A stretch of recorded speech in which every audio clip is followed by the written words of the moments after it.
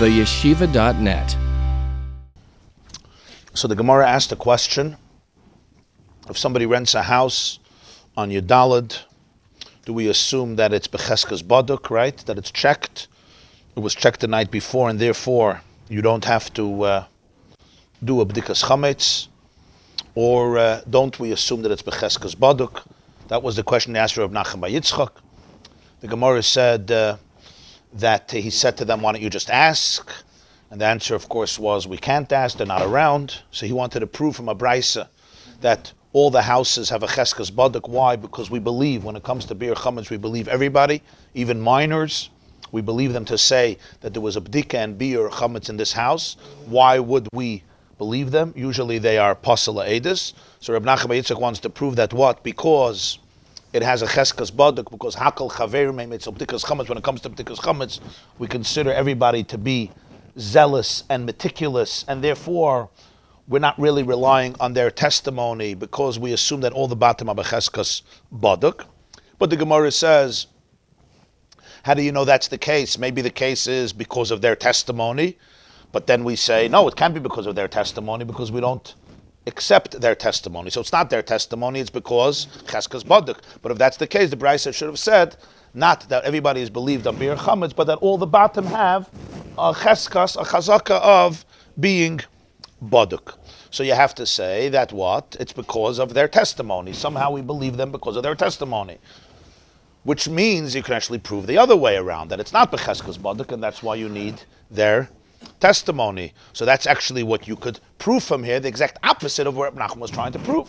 So the Gemarah says, actually that is not a refutation of his position, because you could say that the Braisa is talking about a situation where it's Becheskas, not Baduk, because we know that the person traveled or the person was very overwhelmed, and therefore we would never assume that it's Baduk, because it's very likely that it was not according to our perspective, and it's their testimony that is being Mechadesh. They say that we were Baidik, we are the ones who were Baidik, and the Chiddush is we believe them, and the reason we believe them is because it's only an obligation with the Rabbanon, because Bittul would be enough Min HaTorah, and therefore the Rabbanon chose to believe them in something that is with the Rabbanon, but therefore there's no proof from this Braisa one way or another way. We could say all the Batim are Becheskas Baduk, they are absolutely Becheskas Baduk, and the reason we need to believe these people in this situation is why? Because here there was Cheskas Einay Baduk.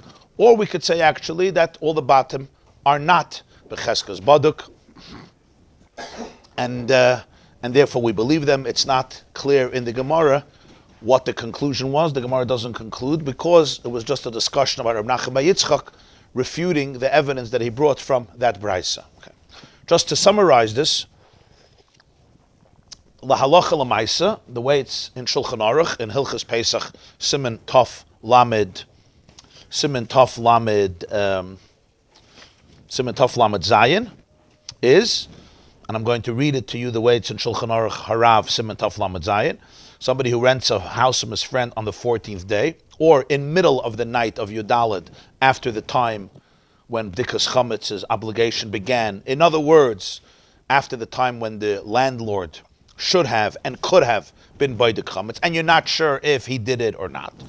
So if the landlord is in the city, or his wife, or his family, you should ask them if they did B'dikas Chametz.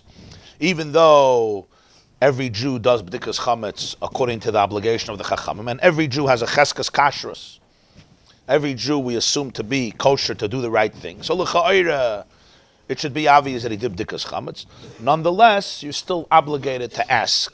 And the reason is because throughout the year, the house has a chazaka that it has chametz. People use chametz in their house. Now, the chazaka that he was boidik is trying to take you away from the chazaka that there's chametz. So therefore, in such a situation, you don't rely on the chazaka in a place where you can ascertain it. In other words, it's not just you have a chazaka that it's baduk. The chazaka that it's baduk is trying to eliminate the first chazaka, that there's chametz there. Now, you're not sure that there's chametz, but there's a chazaka that there's chametz. You're not sure he did B'dikas Chametz, but there's a Chazaka that did B'dikas Chametz. One Chazaka is fighting another Chazaka, right? We assume there's Chametz, we assume there's no Chametz. Both are clear assumptions. There was Chametz, and we assume now there's no Chametz.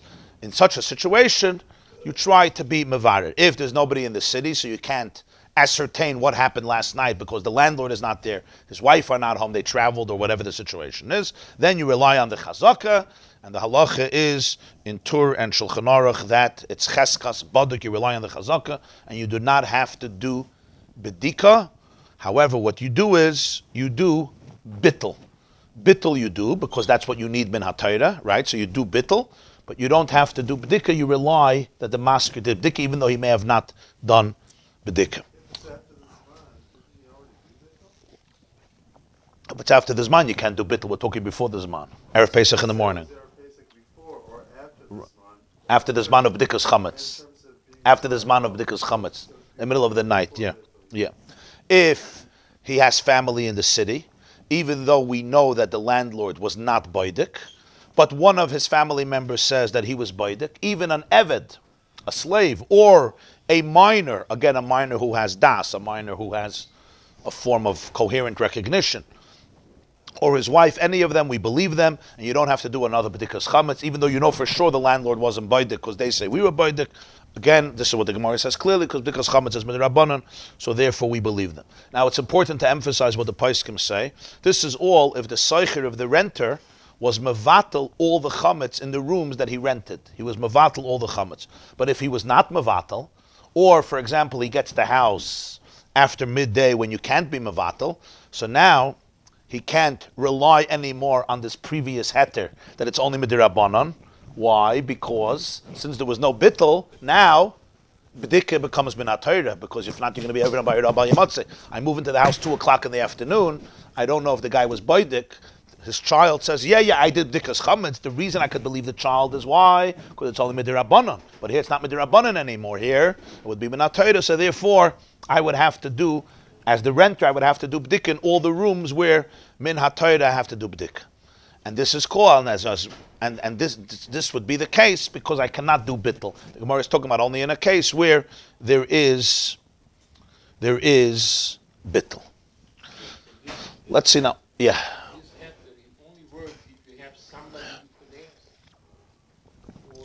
No, we assume that it's cheskas baduk. If we know for sure that he wasn't baidik, for example, the landlord just doesn't live here, he's not in town, then we could rely on anybody who is made that there was b'dikas chametz. You understand? Yeah. We assume that it's baduk. But what if we know that it was not baduk? The guy is away. So then I have to be baidik. But what if there's a child who says, I did b'dikas chametz. He's a 10-year-old boy, 11-year-old boy, right? A 9-year-old boy. I could rely on him. I could trust him. Why? Because b'dikas chametz is the Rabbanan. So the Rabbanan said you could believe. Because bittul is enough. Bittul is enough to take you away from the issue of Bayirah Matzeh. So this is even a cotton you would believe him. And according to Tosfos, Nashim and Avadim also, Nashim as well, even though you always believe them, even in Isurei Torah, whenever they have the ability to fix up the Isur, for example, the Nida, who says that she was Toivel, right? Of course you believe her, even though it's an inyan of Torah, you're dealing with a question of Nida of Karis. As we said, Shchita, Nikur, Trumas, Maisris. Nonetheless, the way Tosfos explains from the Yerushalmi, because chametz is such a tircha, it requires so much effort, and there's so much pressure. Very often they'll do a little bdika, and they will feel that it was sufficient, and therefore the chachamim will only trust it in a case where you only need it b'divrei seifrim. Because then, even if they're wrong, okay, you didn't violate a Torah prohibition, because it's so difficult. Again, we're not saying the woman is going to lie, as I emphasized, but she might not be as zealous and as meticulous. She has all the pressures in the house because chametz is really a big tircha. Because chametz is really a big tircha, you got to get down and go to the chayrim and the zdakim. Remember, they didn't have vacuum cleaners then, and they didn't have the mechanisms that we have in order to clean. Everything was a real big tircha, and therefore it has to be midirabanan in order to believe nashim and avat nashim, even though we always believe them in anything if they have the ability to take control over it. Okay. Why do you call it a pasulah rather than a patur? Like what you said after the shir yesterday. Is there a distinction between the two? I don't think so. By the way, I saw somebody wrote a comment on the shir on the website on the yeshiva.net, or I saw somebody sent a comment that the halach is that a king you also don't take as an edus, a melech. So it's not because you mistreat a melech, fakert. I'm just saying they were. There's a certain. You don't put the king into the arena of it was a very interesting idea. Now, I was bringing out that the psul of edus is not because we say they're liars or they're immature or they're babies or we have to keep them stuck in the basement and lock the door, etc. You know.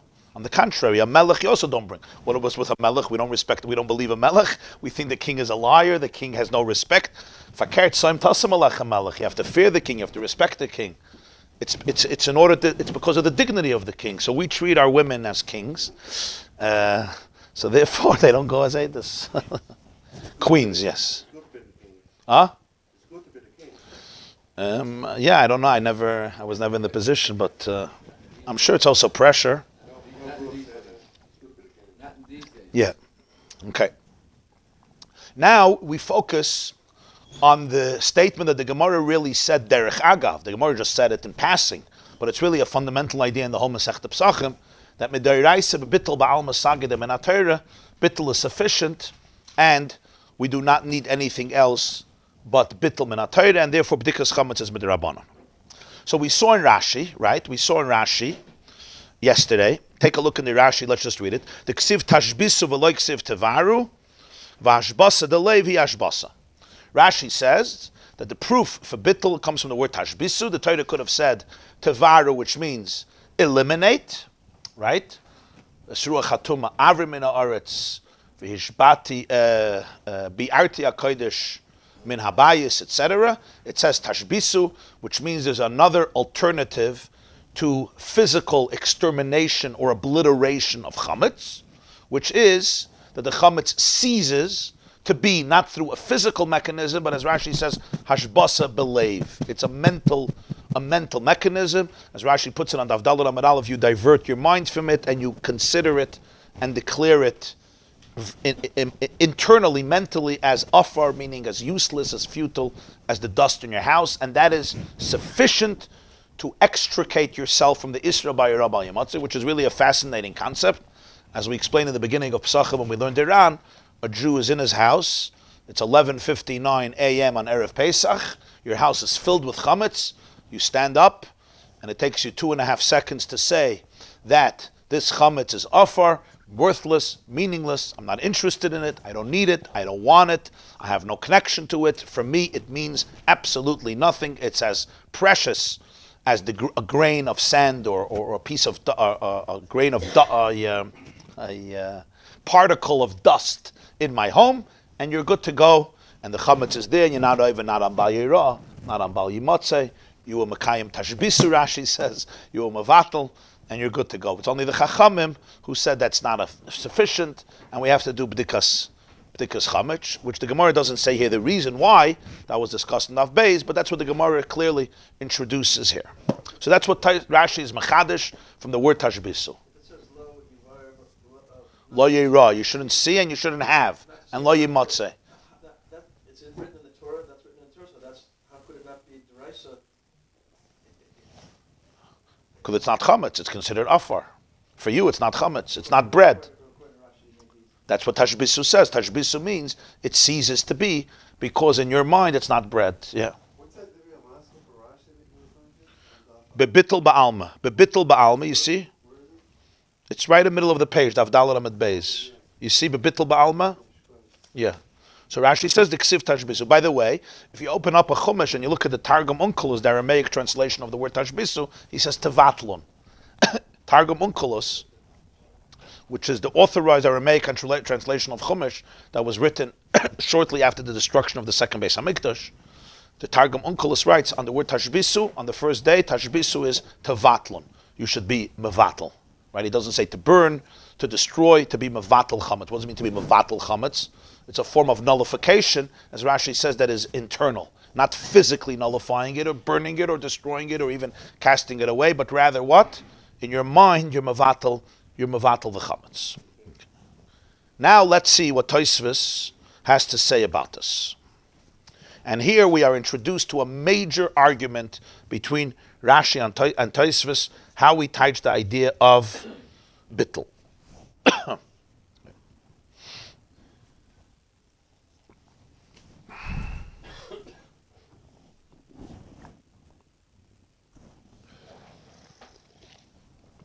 You see Midoiraisa Bebitul Ba'al Masagi. It's the second Tosfos on the Avdallah Amid Beis. Zok Tosfos Pirush Bekuntris. Rashi says Pirush Bekuntris. Rashi told us Midiksiv Tashbisu Veloiksiv Tevaru Alma Hashbasa Belevi. That's Rashi. It should have said Tevaru, which means get rid of. It doesn't. It says Tashbisu. What does Tashbisu mean? It make it into a matzav of Shabbos. It should seize, like Shabbos is seize, right? There's a pasuk in Chumash, Veloy Sashbis Melach Me'al Brisa Lekecha. You should not eliminate salt from every carbon. Every carbon had to have salt. Loy Sashbis Melach, right? You should not. Now, Sashbis is a state where the chametz seizes, but not through physical activity. So Rashi says from here you see there's something called hashbasa belev. V'kashaliri. This interpretation of the Gemarah is difficult to Rabbeinu Yitzchak. The high hashbasa have arehi. It's clear that this hashbasa, tashbisu, means burning it. V'loy bittel. And not something you do in your heart. It's not something you do internally. Why? I'll tell you why. Later, the next daf Hey, which we'll get to soon, Be'ezer Hashem, the Gemarah asks a very big question. It says in the pasuk, Ach b'yoyim harishon tashbisu sa'ar mebatechem. On the first day, you should eliminate chametz from your house. What is the first day? We would all say it's the first day of Pesach. Yet that's not when we do bir chametz. We do bir chametz a day before Pesach, Erev Pesach. It's before the first day. So the question is, why does the Torah say on the first day? So the Chazal brought different proofs that the first day doesn't mean the first day Pesach. It means the day before Pesach, which is going to be soon. The next sugya of Gemarah is going to be that. How did we get from Pesach to Erev Pesach when the Torah says do it on the first day, which would mean Pesach? So we have a lot of proofs. One of the proofs is the Tanya B'Shmaitin. We learned in the Gemarah Daf Hayamid Beis. Rabbi Akiva says, Ein Tzarech. You don't need. It's like in a vibrate. Ein Tzarech. You don't need any other proofs. There's different proofs that are brought there in the Gemarah that you burn chametz the day before Pesach. You don't need all these proofs. Why? So Rabbi Akiva says, Hareyu Oimer, the pasuk says, Ach b'yom harishon tashbisu. You should eliminate the chametz on the first day. And Rabbi Akiva says, Umatzinu lav arishi av malacha. But making a fire is an av malacha. It's one of the 39 forbidden categories that you're not supposed to do on Shabbos or on Yom Tov. So Rabbi Akiva says, how could B'yom harishon mean the first day of Pesach? You're not allowed to make a fire on the first day of Pesach to burn your chametz. So it must be that Yom HaRishon doesn't mean the first day of Pesach, because that's Yom Tov. It has to be Erev Pesach. This is Rabbi Akiva's proof. Again, listen clearly, don't tune out. Ach b'Yom HaRishon tashbisu sa'ar mebatechem means on the first day, Rabbi Akiva says you should burn chametz. But how could you burn chametz on Yom Tov? You're not allowed to make a fire on Yom Tov.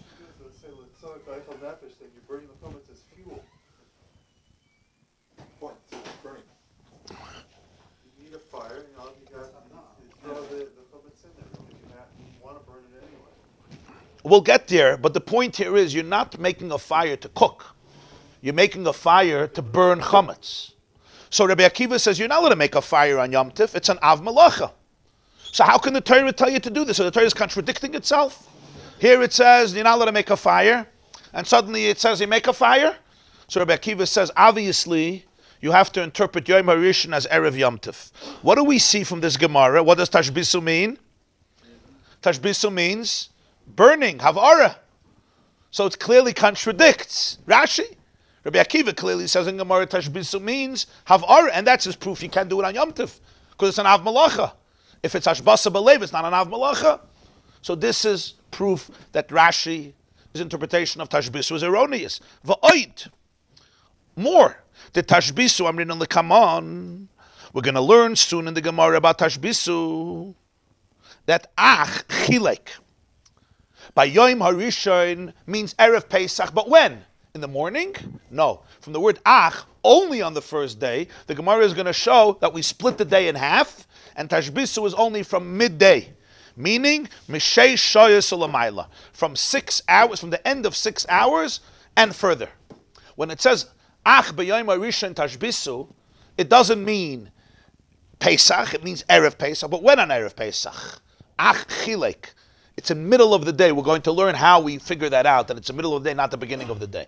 In other words, Tashbisu begins when? Midday Erev Pesach. That's when there's a mitzvah of Tashbisu. At the end of 6 hours, from Sheish Shoyes L'mayla, if the day begins at 6 a.m., just for practical, for a clear illustration, the day begins 6 a.m., so 6 to 7 is the end of 1 hour, 7 is the end of 1 hour, 11 is the end of 5 hours, right? 7, 8, 9, 10, 11. 12 o'clock, 11:59 is the end of 6 hours. 12:01 begins the 7th hour. That's what Tashbisu means. That's the time when Tashbisu applies. The Gemarah is going to derive that clearly from the Torah. That's when Tashbisu applies. Yeah. Frek Toisves. So when is Tashbisu? After 6 hours. And after the time of the Isser, you can't do bittul anymore. So how could Rashi say Tashbisu means bittul? When is the time of Tashbisu? Time of Tashbisu is 12 o'clock p.m. 12 o'clock p.m. you're not allowed to do bittul anymore. Because we learned, and the Gemarah is going to explain it later, that the only time you could do bittul chametz is when you still own the chametz. After 12 o'clock, the chametz is not yours anymore to be mevatel because you're not allowed to eat it anymore, you're not allowed to sell it, you're not allowed to benefit from it. The only time we could do bittul chametz is Erev Pesach till 12 o'clock. Once 12 o'clock hits, you can't do bittul anymore. So Rashi Tosfos says, how could you say tashbisu? Means bittul. If you say Tashbisu means biur, it means to burn the chametz, to physically destroy the chametz, then you do it 12 o'clock. Ach b'yom harishon, Tashbisu sarma b'teichem, when it comes Erev Pesach at the end of Sheish Shoyes, you mevar chametz. But loit Rashi, that Tashbisu means what? Bittul. The halach is, everybody holds, you're not allowed to do bittul. Could you put the cell phones on vibrate, please? But if you say that Tashbisu means bittul, not biur, so how could you say that the time of Tashbisu is when? Ach, b'yom harishon, midday. You're not allowed to do bittul then anymore. You're only allowed to do bittul before the Zman of Isur. So this is a major, major problem. How could Rashi say Tashbisu means bittul when the Gemarah is going to give a time? That Tashbisu is till Sheish Shoyes. Tashbisu begins after Sheish Shoyes. And after Sheish Shoyes, you're not allowed to do bittul. Bittul is only something you could do earlier in the morning. So Tashbisu can't mean bittul, because Tashbisu has a time. And that time, you're not allowed to do Tashbisu according to Rashi. So it's a funny thing. According to Rashi, the Torah is saying at this time you should do Tashbisu. It means bittul. You can't do Tashbisu then. So it must mean that Tashbisu doesn't mean bittul. It means biur. Biur, you could do 12 o'clock. 12 o'clock p.m. Erev Pesach, you go and you destroy the chametz. But not Torah, that's perfect. But bittul, you can't do that. You can only do it earlier than that. So these are the two major issues that Tosfos has with Rashi. Number one, Rabbi Akiva clearly said Tashbisu means burning, and that's how he proves it can't be on Yom Tiv. And number two, if Tashbisu is bittul, we have a major problem because Ach b'yom harishon Tashbisu refers to Erev Pesach midday, and then you can't do bittul.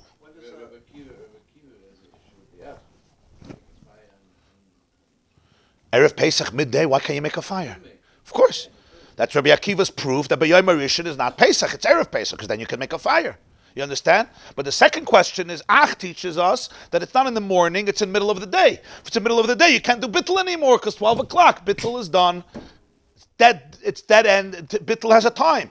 Once you hit 12 o'clock, you can't do bittul anymore. Bittul you can only do before the Zman HaIsser, not after the Zman HaIsser, because it's not yours to be mevatel. Biur, you could do.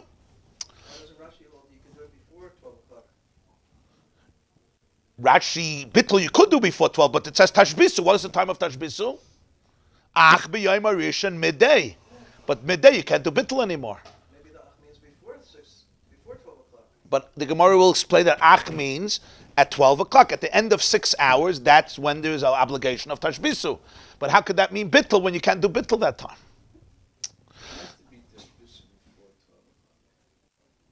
So then it's not the time. It says Ach b'yom harishon is at the end of 6 hours. And that's when you do Tashbisu. That's a clear pasuk in Chumash. Ach b'yom harishon means midday of Erev Pesach you do Tashbisu. So how could tashbisu mean bittul when you can't do bittul then? It has to mean physical destruction of chametz, which you're allowed to do at that time. That's the big, big problem here in Rashi. Huge question. When do we do bittul? We do bittul after we burn the chametz. Yes. Before, yes. You never wait till 12 o'clock. Because of that. You can't do bittul afterwards. There's no bittul afterwards. You can't do bittul 12, 1, 2. There's no bittul anymore. You could do beer. You have to do beer if you have chametz, but you can't do bittul. Bittul is done, finished. From then till after Pesach, you can't do bittul. Bittul you can only do before the zman of the Isser. Right? So if this tashbisu is this, at the end of Sheish Shoyos, it can't mean bittul, because you can't do bittul then. Va'oimeri. So therefore, Ri has a completely different interpretation. The Medairaisa bittul ba'al masagi. The reason the Gemarah says that menatayr bittul is enough is mitam the me'achar shebitloi have a hefker v'yotzem rishus. Bittul is actually the concept of hefker. It's making it ownerless. And once you mavatal, it became ownerless, and it left your rishus. B'meila mutter, and then you can have it in your house. Midikam rinan. Since we're going to learn later that the pasuk says lo yera lecha chametz, so we learn out shalchoi atera. You can't see your own chametz. Aval atera shalacheidim v'shal gavoya. But you could see chametz of other people and chametz that belongs to heaven, chametz that belongs to the Beis Hamikdash. So therefore, the moment you make the chametz ownerless, the moment you declare your chametz hefker, that is what bittul means. Bittul does not mean tashbisu belev. Bittul means it's mitam hefker. You make the chametz ownerless. Once you don't own the chametz, it may be in your house, but it's not yours. And the isser of chametz is lo yera lecha. You're not allowed to see your chametz. Shalchai ataraya. Aval ataraya shalachedim. You could see other people's chametz or haktish's chametz. You could see ownerless chametz because it doesn't belong to you. That's why bittul helps min atayra. Rashi says bittul helps because there's a din, tashbisu, and tashbisu is a chiddush, that there's a way of getting rid of chametz through bittul. Tosfos says no. It's part of the regular, generic concept of hefker. Bittul is a concept of hefker. Bittul means you nullified. What do you nullify? You nullify your relationship to it, your ownership of it. You're mevatel the chametz doesn't mean you're mevatel physically the chametz. It means you nullify your connection to it.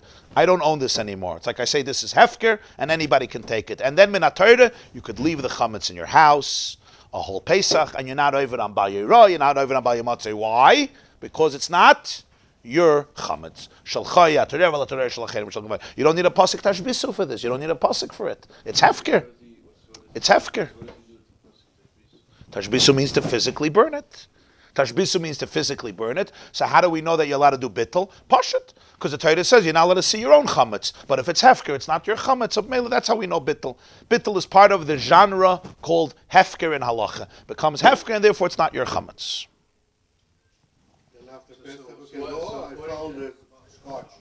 Yeah. Why do I do bittul according to Pesach? Why? Yeah. Why do you do bittul? You make it hefker. You make it ownerless. Bittul is making the chametz hefker. Have a hefker v'yatzem rishusay. He doesn't learn it from tashbisu. You're allowed to make something hefker. You're allowed to make your watch hefker. He's saying you're not mechuyev to even. He's saying you have to burn your chametz. Tashbisu means burn the chametz. However, if before this man you make it hefker, it's not yours. You don't have to burn it. I don't have to burn chametz that I don't own. I have to go and find all the chametz in New York City and Rockland County and burn it. I have to burn my chametz. Tashbisu means burn your chametz. What happens if before the zman of the Isser it's not yours because you made it hefker? You got. So midaraisa bittul ba'al masagi means what? Minatayra. You don't have to do bdika. You don't have to do biur. Why? Make it hefker and it's not yours. It's in your house. So it's not mine. If you didn't do bittul, then you got to do tashbisa. You got to get rid of the chametz. It's not yours. And if it's because it's yours. And if once this man of the Isser comes, you can't do bittul anymore. It's not yours to be mafker. I can't be mafker your house. I can't take your suit and say it's ownerless. It's not mine. I could be mafker my suit, not your suit. Even after? That's why after this man of the Isser, you can't do bittul. It's not yours. Is there a two-part No, we in our nusach we do bittul twice. We'll soon see why, but we do bittul twice. But same thing. So by day, It's the same thing.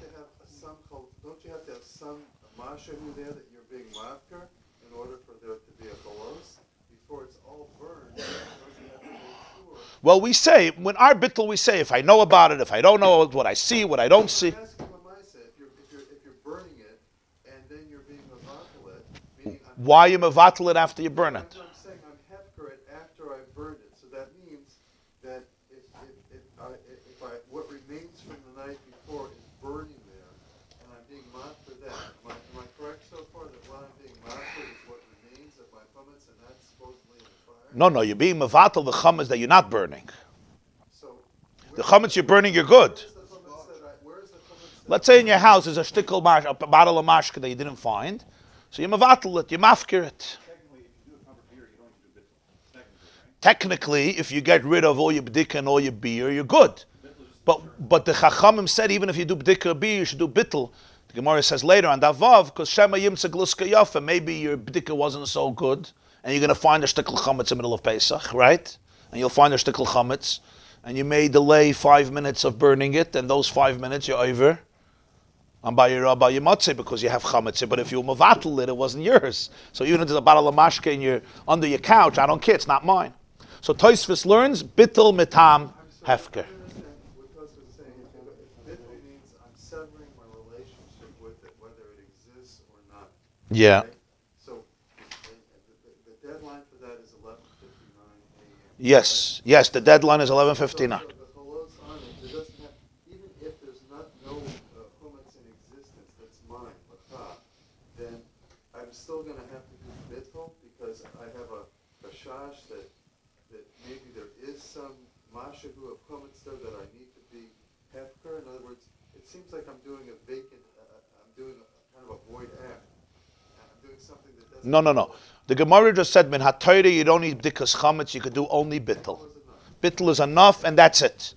11:59, you could get up and be mavatal your chametz, and you're good to go for Pesach. Biblically, that's it. Huh? How do I know that from? So there's a machlokes Rashi Tosfos. Rashi says from the word tashbisu. Tashbisu means bittul, believe. That's why it doesn't say tevaru. That's what it is. And Tosfos says absolutely not. That's not the source. Because tashbisu means burning, right? And Tosfos' second question is what? Tashbisu is when? 12 o'clock, and 12 o'clock you can't do bittul.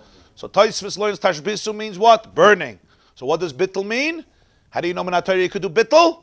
Because bittul means you make it ownerless. And the isser of chametz is only your chametz. And therefore, if you do bittul before the zman of the isser, you make it ownerless, you can have it in your house, Minatari. So now let's take a look. The Gemara says in Nedarim, Hefker b'fnei shloisha. Hefker has to be in front of 3 people. And when you mevatel the chametz, there's no halacha that you have to do it in front of 3 people. Answers the Tosfos, Midairaisa ain't sarich. Minatayra, you don't need 3 people to do hefker. You can even do it yourself and even in your heart. And here we're talking about Minatayra. We're talking Midairaisa. So Minatayra, even if your own heart, you make the chametz ownerless, right? There's no 3 people observing it. Min ha-Torah, it's still hefker. So maybe you won't be over on Bayira or Bayimatze. The Chachamim came and said, we don't rely on this. We are obligating you also to do tashbisu, which is checking for the chametz and, of course, exterminating, physically burning the chametz. No. Min ha-Torah. This is good. Yes. Yes.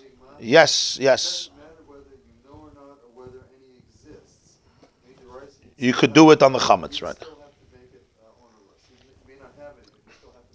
You mafke the chametz that you have. What did you ask? Yes. Yeah. Yeah.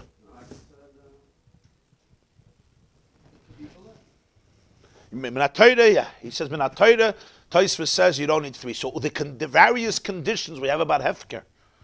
that it's believe that with various conditions we have about hefker, says minatayra, all these conditions are not necessary, and that's how when it comes to chametz minatayra, the bittul will be sufficient.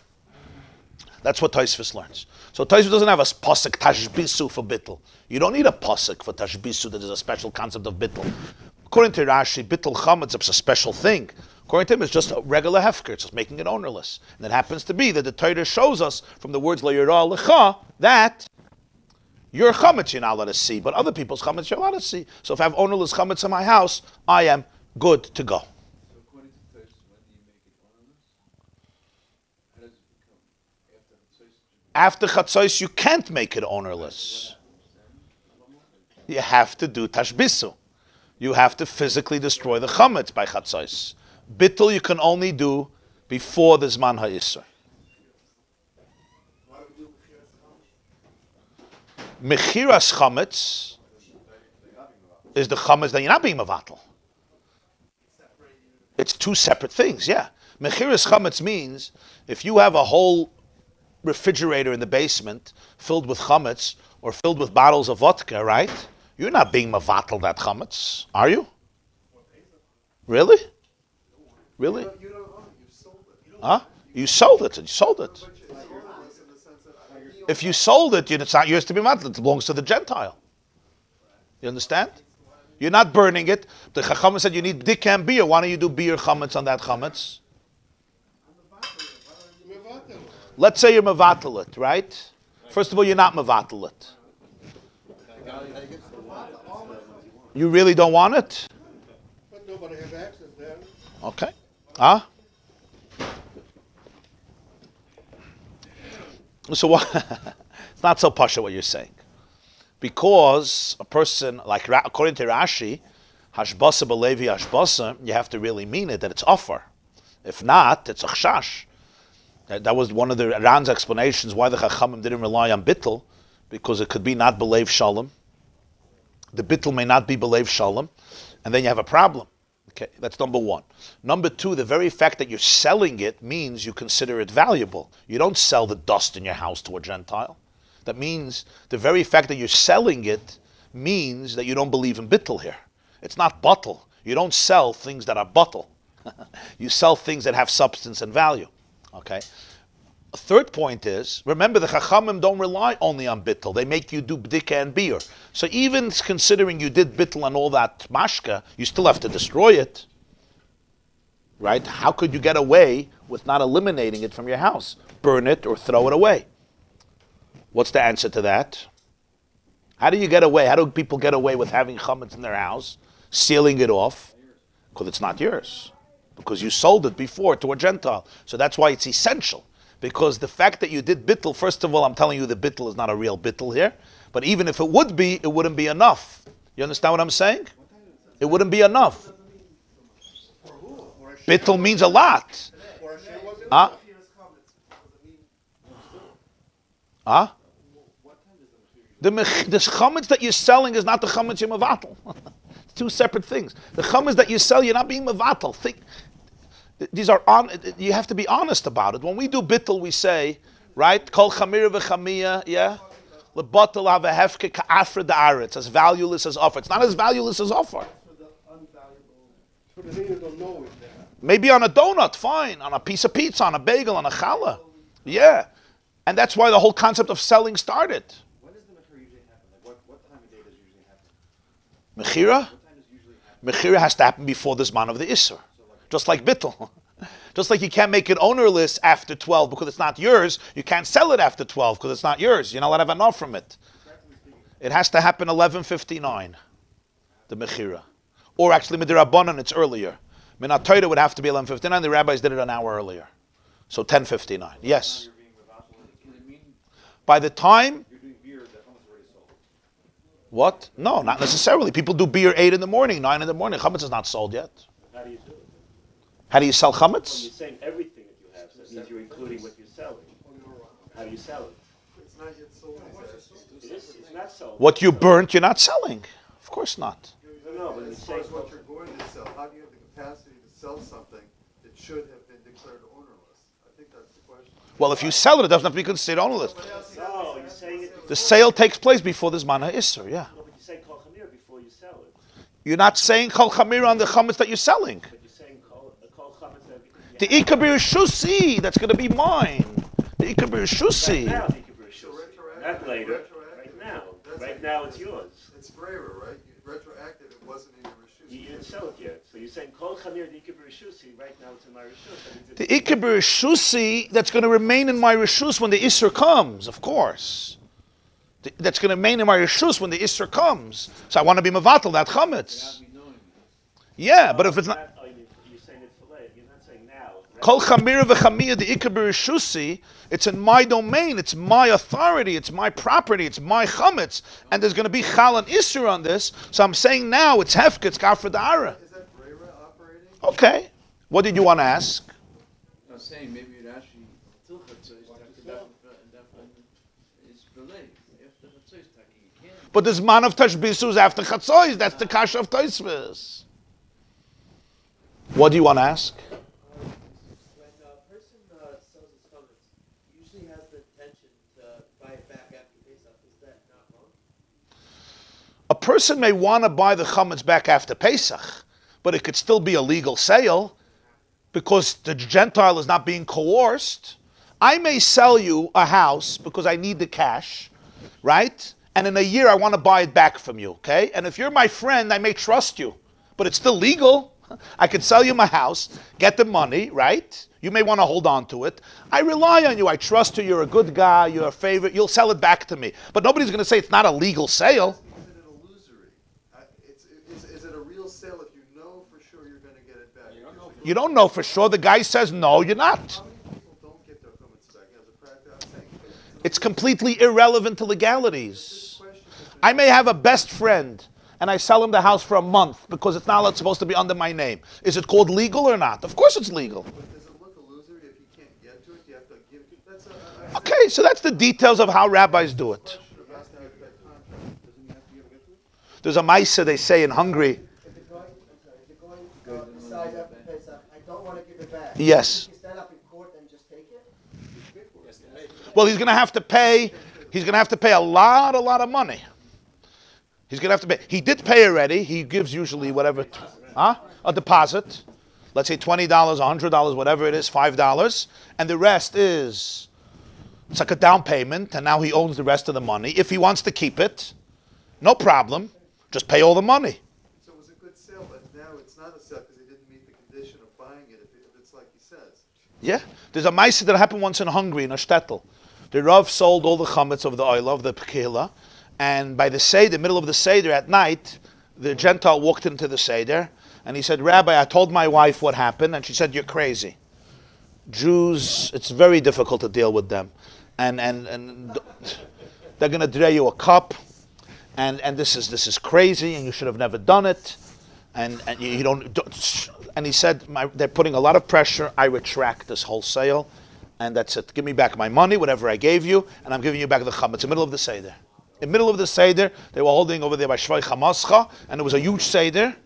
And he comes to the Rabbi, he says, I regret everything. The sale was done, but I regret it. Please, we have to redo it. I don't want this. I made a mistake. So the whole crowd went crazy. What are you going to do now? Right? It was a sale. It was a good sale. It's like I come back to you 6 hours later, give me back the car, I'll give you back the money. This was a crazy deal, but here it's not just a car, it's a whole shtot, it's a whole city. So the Rav says, okay, I understand the concern. Because so many people were involved, okay, give me 8 days. Give me 8 days. Those 8 days, hold on to it, okay? I'm going to make a meeting and I'll convince everybody. I will convince everybody to retract the sale, and you could trust me. It's going to work, but just give me 8 days, trust me, and then we'll come back and we can undo it then, if you still want. He said, fine. Gesund to hate, and he left the Seder, and all was good. I said, it's Seltman, yeah, a mice. Okay. Now, Technically, you can't pull out from the sale once it goes into his mouth. I know, he didn't pull out. He wanted to pull out. So the rabbi said, in 8 days we'll pull out. No problem. I just need to have, since I did it with the whole city, so I just need to meet all the people. It's going to take me a few days to get everybody together, and then we'll do it. No. You sign. After Pesach, you buy it back. You give him back his deposit, and there's no loan anymore. There's no down payment here. He may know that you're going to come back after Pesach because you're already using him for 69 years. Of course he knows.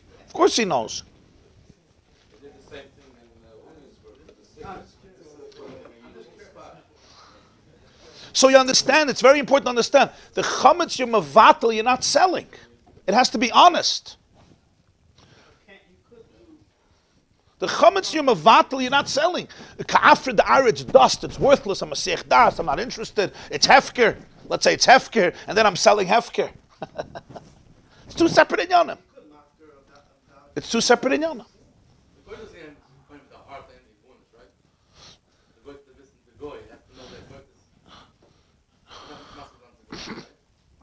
He has to know what's happening. It's an acquisition. He has to know what's happening.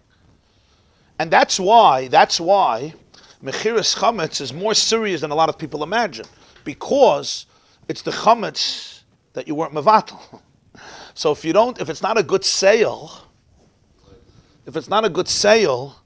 at least some argue with this, but according to many, the Balatanya had a whole kuntas Mechiras Chametz. He was very cautious about this. That if it's not a good sale, halachically, you're over on by your Rabbi, you motzim in atayra. So it's a crazy thing people don't realize. In my refrigerator in the basement is frozen pizza or Cheerios. You weren't mevatel it because I'm selling it to you for $1,000. That's called bittul. You sell dust also for $1,000. Don't lie, right?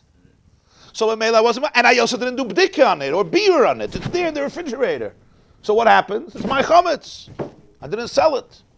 So that's why it has a big nafka minna if you say that the chametz that you sell is not bottle. So there's a lot of discussion about this, but it's not such a pashta thing. You know you're getting back. It's there. Huh? It's mine. Still, you think it's yours. Can we do bottle on it? Don't give away. The intention is not there. Okay, perhaps. Interesting. But now I want to say, Exactly, when you go to the Rav, you make him your shliach. Yeah. Do this. To sale, yeah. If there's some defect in that then he never gets it to sell it. So you have to make, and what is it by believing that you're using removables? Okay, how we do the kinyan, we'll discuss at a later point because that's intricate. How we do the kinyan, different things that were instituted in the kinyan, the concept of Arav Kablan. We'll get to that, Be'ezer Hashem. We'll get to the sugya of selling the chametz. So now let's understand this. The question of Tosfos is l'chayda a very big question on Rashi.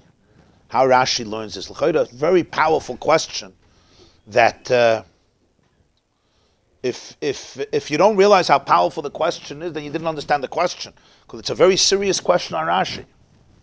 So I'm going to tell you one of the explanations that's found in the Minchas Chinuch. The Minchas Chinuch is, of course, a commentary on the Sefer HaChinuch, which is an encyclopedia of all the 613 mitzvahs. Written by Rabbi Yosef Bavad. It's called Minchas Chinuch. He passed away in the early 1900s, 1920s. Rabbi Yosef Bavad, in the Sefer Minchas Chinuch, Mitzvahs Essay Test, he offers the following explanation to explain the argument of Rashi and Tosfos. And what he says is, there's two ways of defining the mitzvah of tashbisu. Two completely different ways. One is kum va'aseh, and one is shev al tasa. Meaning, one way of understanding it is that you do tashbisu through an act, and the other way of understanding tashbisu is that you fulfill the mitzvah through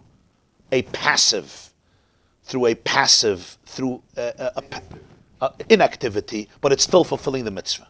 Let's give an example, two examples. Tzitzis. How do you fulfill the mitzvah of tzitzis? If you have a garment that has 4 corners and you want to put it on, you're obligated to first put tzitzis on it, and then when you put it on, you did the mitzvah of tzitzis. Right? We put on a talus, or we put on tzitzis, we make a bracha, al mitzvah tzitzis, or lesativ b'tzitzis, whatever it is.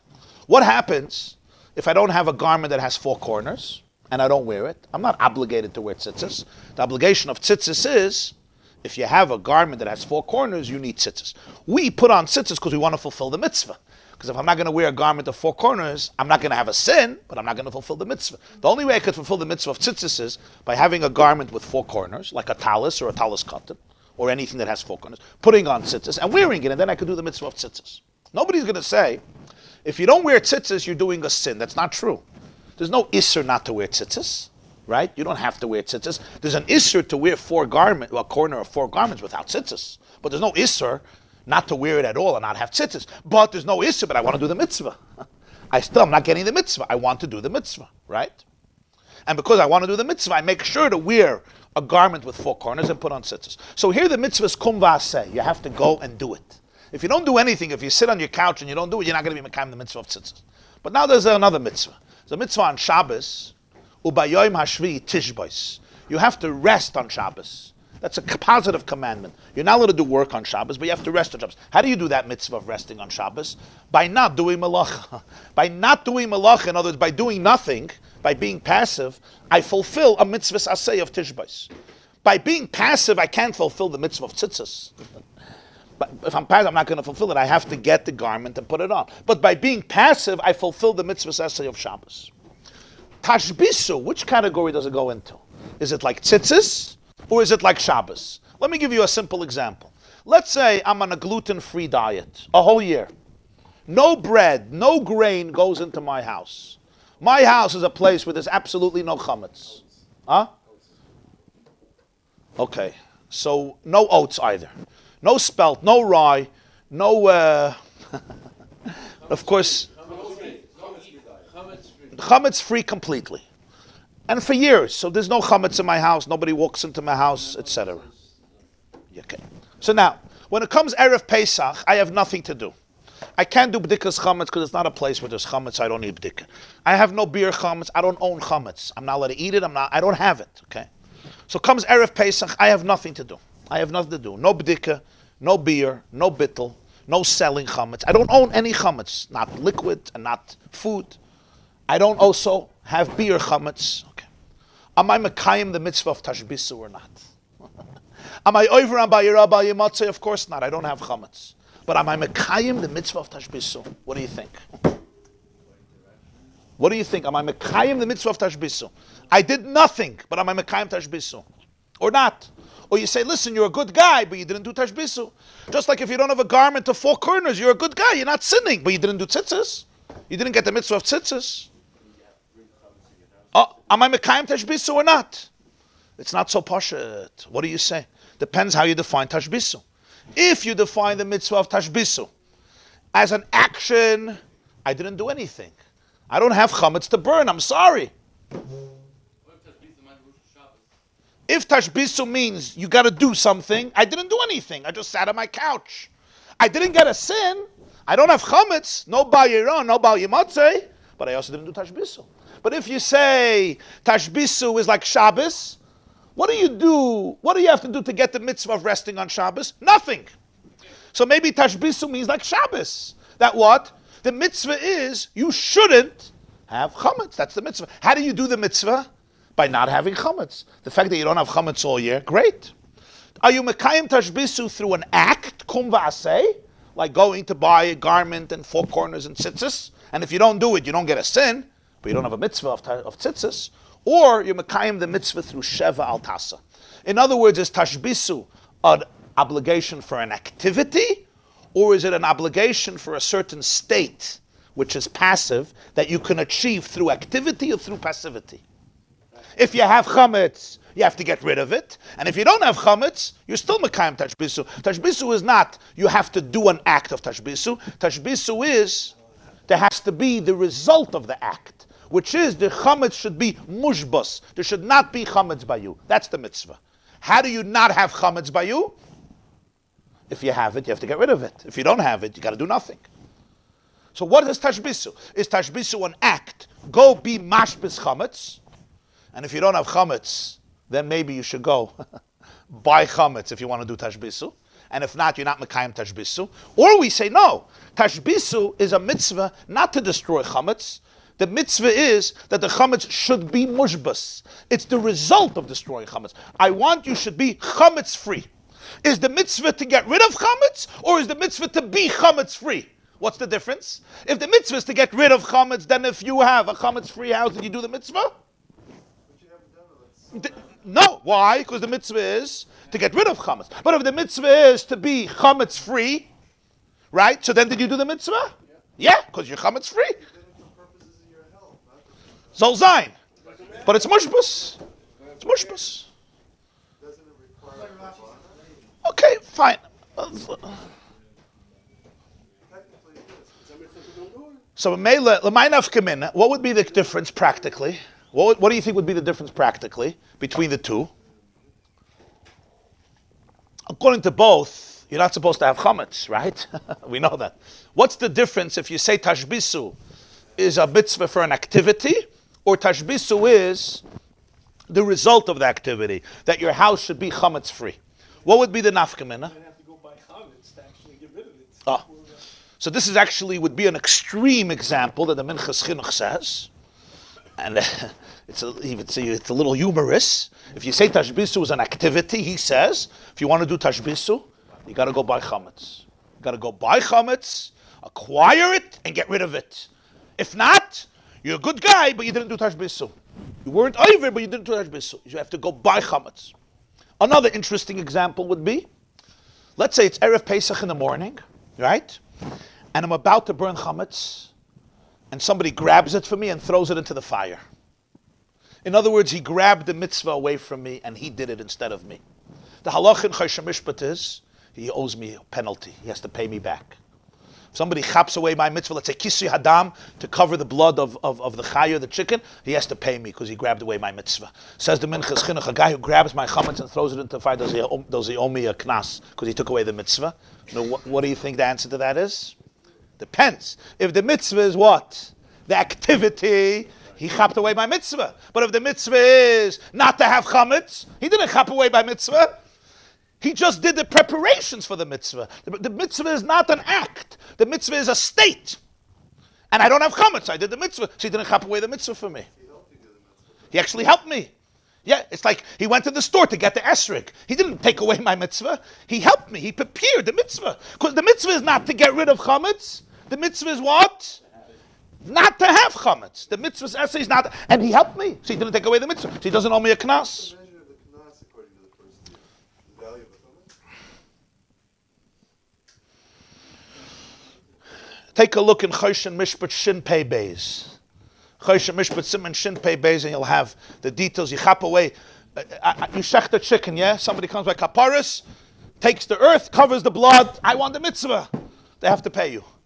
So the Minchas Chinuch says, does the guy have to pay me because he burnt my chametz? He chaps my chametz, right? He chaps my chametz. He loves fires, or maybe he doesn't have his own chametz and he chaps my chametz. That would be another difference. A third difference would be very interesting. Let's say I have chametz right before Pesach and I eat it. I eat the chametz. I'm not allowed to, but I do. Was I mekayim tashbisu? If the mitzvah, remember, mitzvah ba aveira, you don't fulfill the mitzvah. If the mitzvah of tashbisu is what? The act of destroying it. In other words, eating it. One of the ways, it's mitzvah ba aveira. You're not allowed to eat chametz now. You did it too late. But if the mitzvah of tashbisu is what? Not to have it. I was still mekayim tashbisu. I don't have it. How? Okay, yeah. It wasn't a good way to do it. But it's a separate thing. Because the mitzvah itself didn't happen through the Aveira. It's two separate things. The Aveira is eating it, and the mitzvah is not having it. So you'd still be mekayim the mitzvah. But there's one more difference between the two, and that has to do with time. If it's a mitzvah of kum va'aseh, right? So usually such mitzvahs have a time. For example, Sukkah has a time, 7 days. Lulav has a time, 7 days. Chanukah has a time, 8 days. Mikra Megillah has a time, Purim, Shalach Manas, any mitzvah. You do, right? Tzitzis has a time during the day, not during the night. You don't do tzitzis at night. Tefillin has a time during the day, not during the night. Not Shabbos, not Yom Tov. Tashbisu would have a time. The Torah is telling you to do something, it usually gives you a time. You don't do something 24 hours a day, 7 days a week, 365 days a year. You don't blow shofar 7 days a week. Every mitzvah that's kum v'aseh, Sfiras Omer, right? It has a time, 49 days at night. Shofar has a time, Rosh Hashanah. Everything, matzah has a time. Be'erev teichlu matzahs. You don't make somebody do an activity 7 days a week, 24 hours a day, 365 times a year. So kum v'aseh has a time when the Torah usually prescribed it.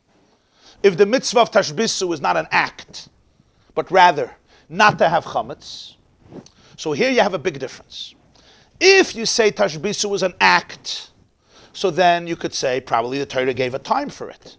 If tashbisu is not to have chametz, right? So then the answer to defend Rashi becomes very clear. Tosfos held that tashbisu was an act. Rashi held the mitzvah was a passive one. B'meila, the time of tashbisu is at the end of 6 hours. But what is the mitzvah? If the mitzvah is an act, that means at the end of 6 hours you have to do tashbisu. But if the mitzvah is not an act, the mitzvah is passive. So at the end of 6 hours you don't have to do tashbisu. You just have to be in a state of tashbisu. So b'meila, loit Rashi, tashbisu could mean what? Bittul. You can't do bittul at the end of 6 hours. I don't care if you don't do bittul at the end of 6 hours. You're not mekayim tashbisu at the end of 6 hours by doing something. You're mekayim tashbisu by not having chametz. If you did bittul in the morning, 12 o'clock, do you have chametz? No.